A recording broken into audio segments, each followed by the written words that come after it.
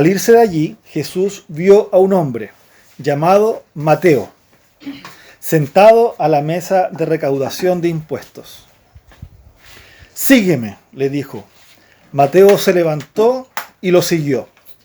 Mientras Jesús estaba comiendo en casa de Mateo, muchos recaudadores de impuestos y pecadores llegaron y comieron con él y sus discípulos. Cuando los fariseos vieron esto, preguntaron a sus discípulos: ¿por qué come vuestro maestro con recaudadores de impuestos y con pecadores? Al oír esto, Jesús les contestó: ¿no son los sanos los que necesitan médico, sino los enfermos? Pero id y aprended qué significa esto. Lo que quiero es misericordia y no sacrificios, porque no he venido a llamar a justos, sino a pecadores al arrepentimiento. Hoy os quiero invitar a que seamos testigos de este acontecimiento.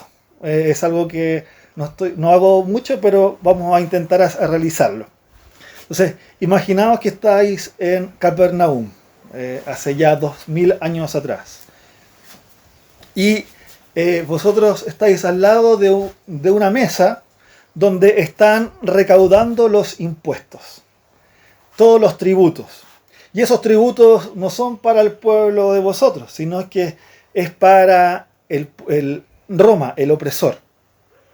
Entonces estáis al lado de este recaudador de impuestos, probablemente hay unos soldados romanos también ahí que están custodiando. Y mientras tanto estáis ahí, estáis recordando que el ambiente de la ciudad está un poco ajetreado. Hay movimiento, porque se escucha de que hay un hombre, que su fama está creciendo y se está incrementando. Y su fama se estaba extendiendo en toda la provincia de Jerusalén. Y ese nombre era Jesús de Nazaret. Ese hombre, Jesús de Nazaret, estaba haciendo milagros, estaba enseñando con autoridad. La gente se estaba agolpando para escucharlo. Era algo importante. Y recientemente había hecho algo impresionante. Había sanado a un paralítico. Quizás ahora nosotros escuchamos eso de sanación y lo leemos, ya, es una sanación. Pero en ese momento era algo impresionante. Y hasta el día de hoy. Y no solamente había sanado a un paralítico que no podía caminar, que todos conocían a este paralítico, sino que también había osado a decir enfrente de los maestros de la ley, de los que más sabían, le dijo a este hombre paralítico, no solamente sánate, sino le dijo: tus pecados te son perdonados. Tus pecados te son perdonados. Esa frase era incluso más impresionante de haber sanado a un hombre. Porque no solamente cualquier persona podía decir esa frase, sino una persona que estaba diciendo que era Dios, con la autoridad que provenía de la parte divina. Entonces las personas que estaban ahí se hacían la pregunta: ¿es este el Mesías? ¿Es este Jesús de Nazaret, el hijo de un carpintero de una ciudad pequeña, el Mesías que estamos esperando? Y recordemos que estamos nosotros, ¿cierto?, al lado de esta mesa donde se recaudaban los impuestos, de la mesa de los tributos. Y estábamos ahí escuchando, ¿cierto?, que estaba pasando todas estas cosas. La ciudad estaba ajetreada, pero nosotros seguíamos ahí.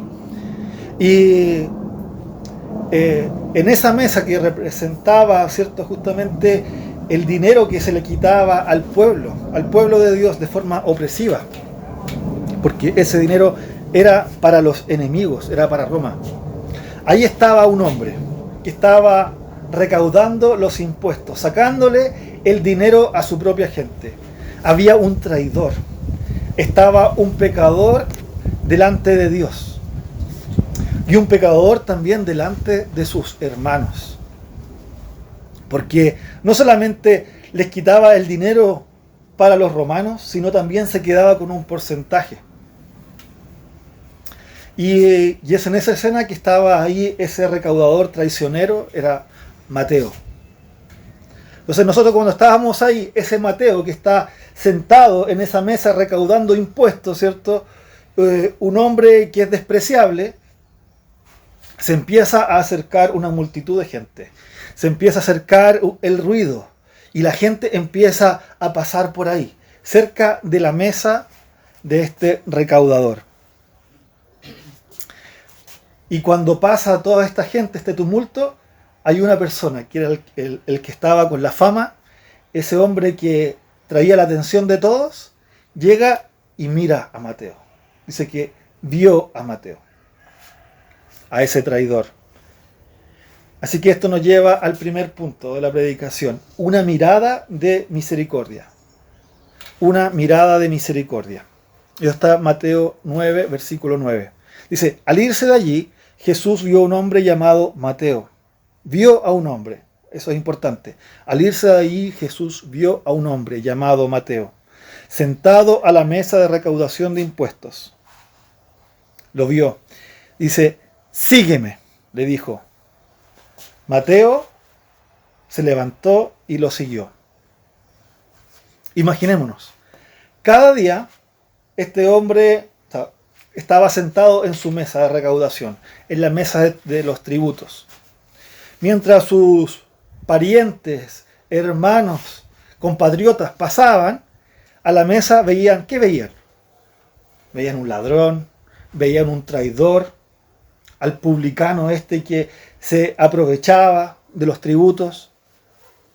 Así que habían miradas de desprecio, habían miradas de juicio, a lo menos eran miradas de indiferencia.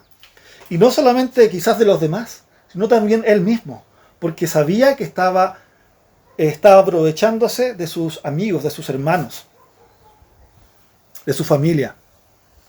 Pero cuando Jesús fue caminando por medio de la multitud, no lo vio de esa manera. Lo vio como un hombre. No lo vio como el publicano, como el traidor. Lo vio con un nombre.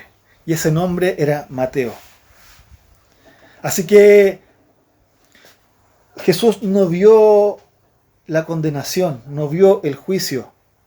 Jesús vio al mismo hombre, a la persona, al corazón, al ser. Por eso dice, vio a Mateo. Esa mirada fue una mirada diferente, fue una mirada de aceptación, una mirada, ¿cierto?, de compasión, una mirada de misericordia, que ofrecía un futuro que él no se lo podía esperar, un futuro inigualable. Así que ahí Jesús, cuando lo mira,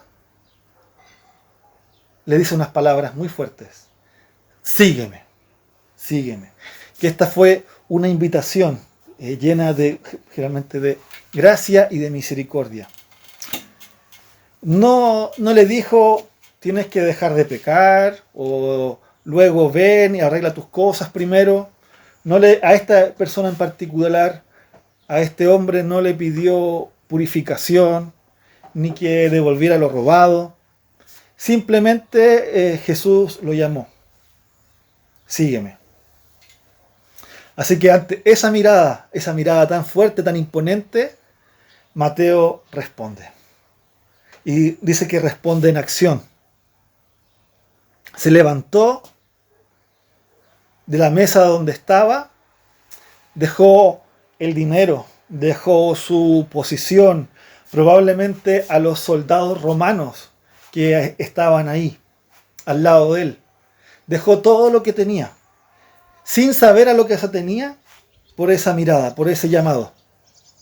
Entonces dejó todo, dejó su seguridad, dejó su identidad, dejó su pasado. Así que fue una decisión sin vuelta atrás, porque él sabía que si dejaba de hacer lo que estaba haciendo, no podía volver a tomar una decisión. Era una decisión que cambiaba su vida, pero fue una decisión que tomó. Fue una decisión sin vuelta atrás. No había un plan B. Dejó todo por esa mirada de misericordia, que realmente valía mucho más que el oro, que la riqueza, que la posición que podía tener.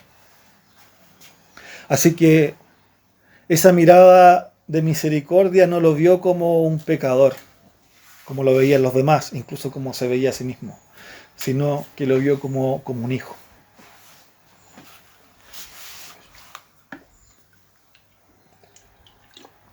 Bueno, y el pasaje continúa y nos lleva a un segundo punto, una mesa de misericordia. Y voy a leer el versículo 10.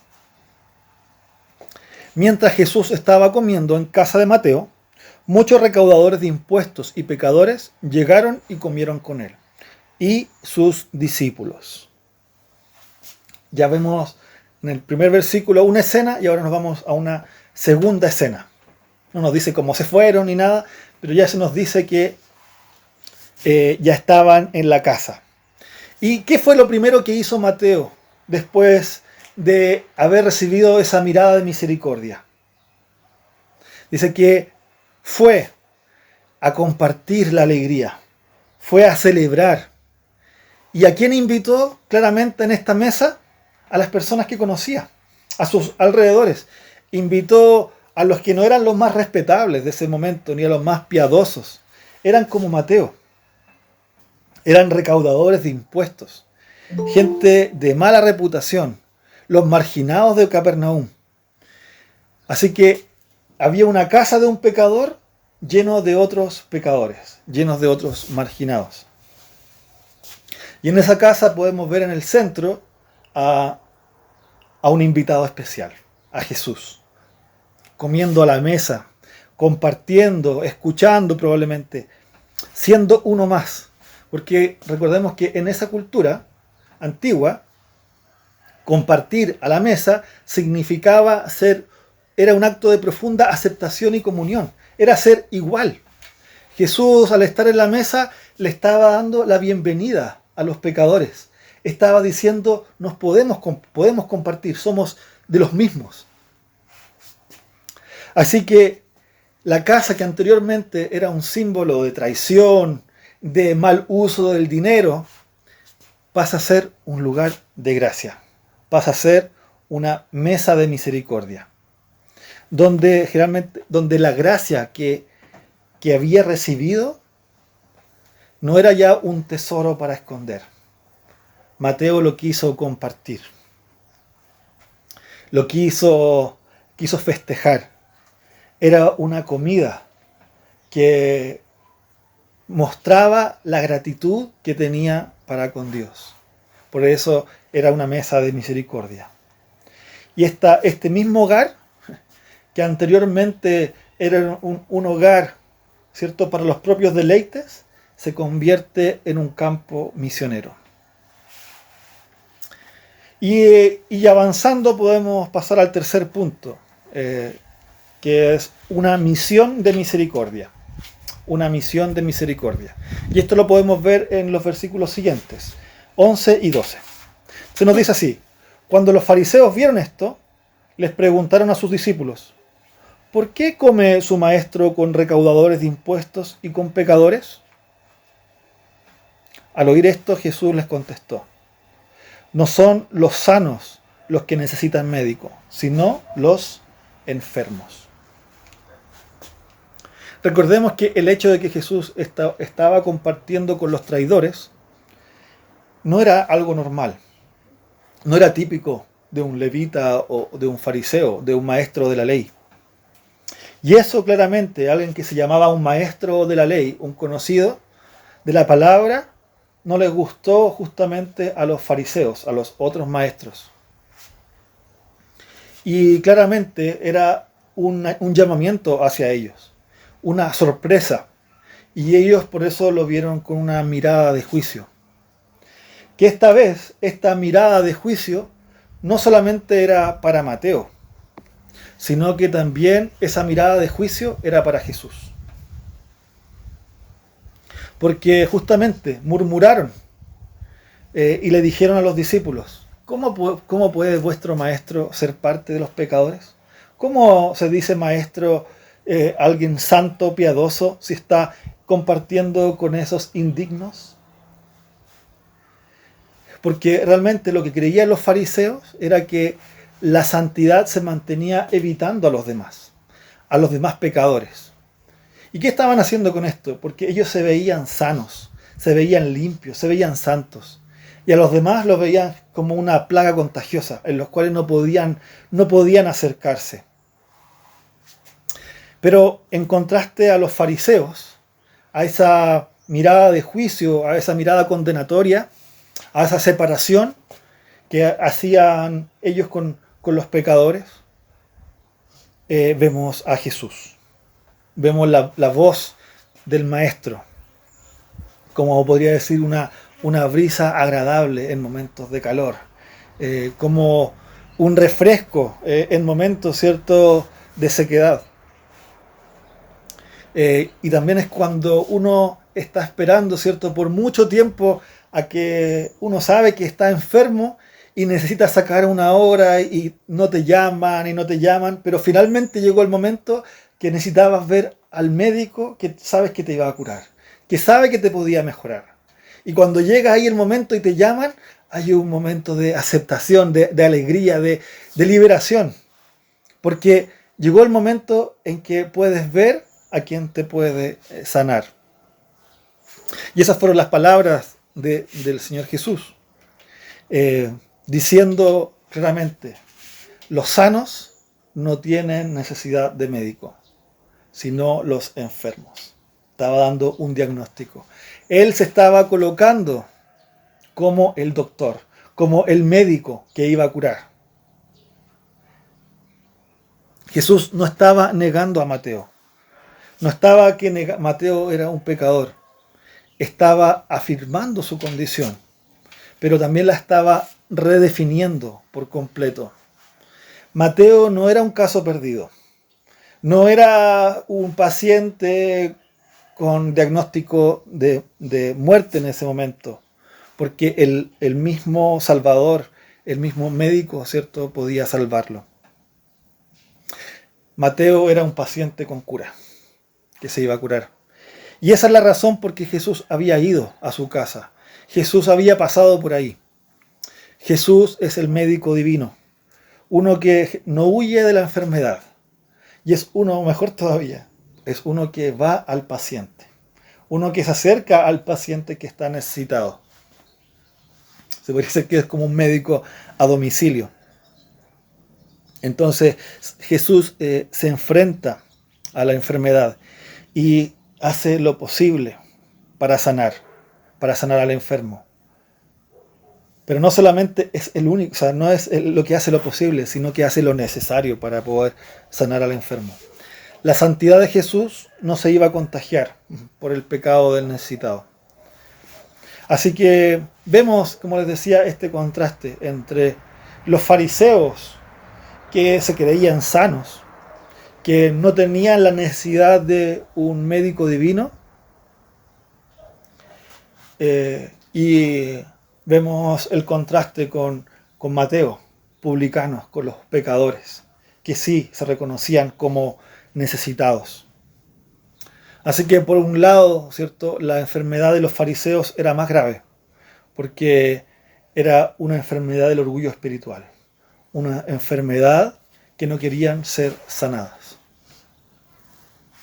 Así que, como les decía, por el otro lado estaban los que sí necesitaban médicos, los pecadores, las personas como un hombre como Mateo, quien estaba finalmente reconociendo a Jesús como el Mesías, quien tenía un objetivo, una misión de misericordia para los que lo necesitaban.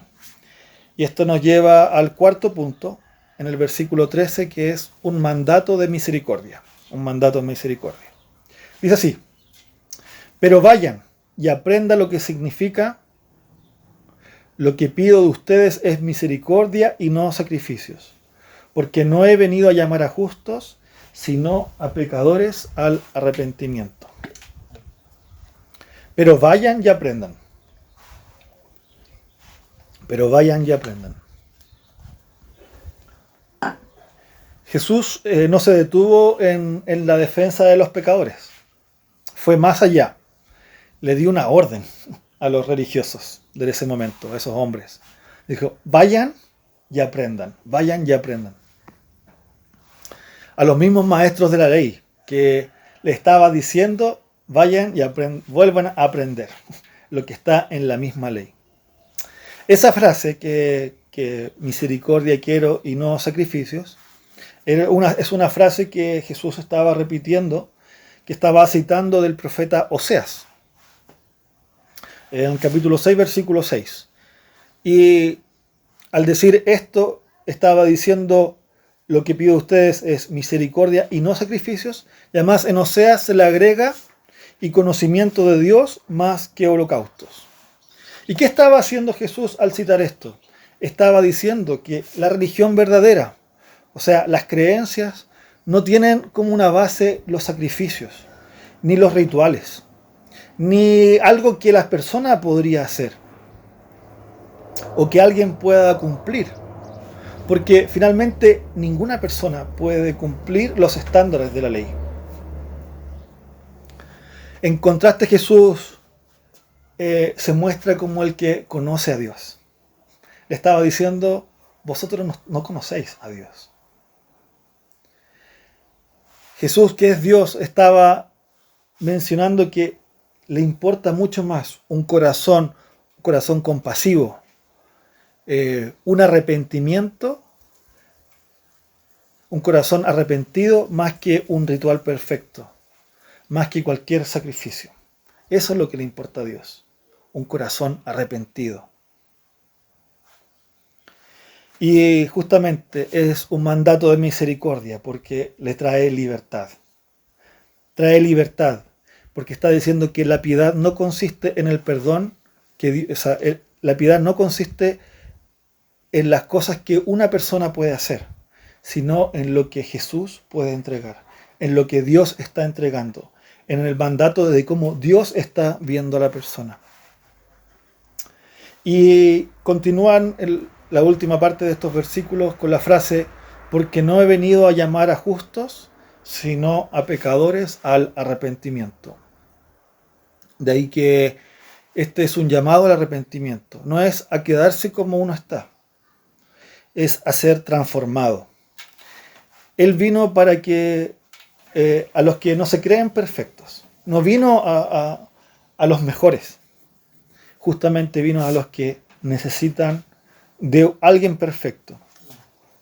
Vino para los que necesitan un médico. Vino para los que no se creen autosuficientes. Jesús vino para todos aquellos que saben que están quebrantados y que necesitan del único y del mejor Salvador y Señor.